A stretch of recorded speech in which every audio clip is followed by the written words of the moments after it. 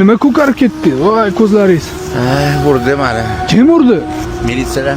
Voy militsiya urdimi sizni? Подъездda yotdim, kelib serkagisi. Basharaga. O'zimizdan kichkinalarga, o'zimizdan zaiflarga zulm qilishdan ehtiyot bo'laylik. Hayvonga zulm qilganligi uchun jahannamga kirsa, mo'min odamga zulm qilganlar ahvoli nima bo'ldi?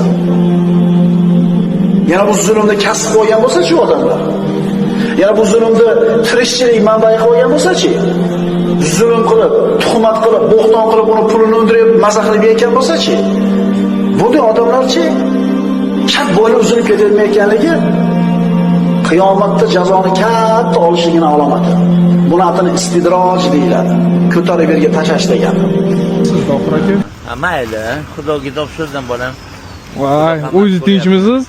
O'zimdaman, hojichki va Men ko'zingiz qarang, mana bunaqa bo'lib qopti-yu sizni. Mayli. Hali Tohir aka gaplashamiz.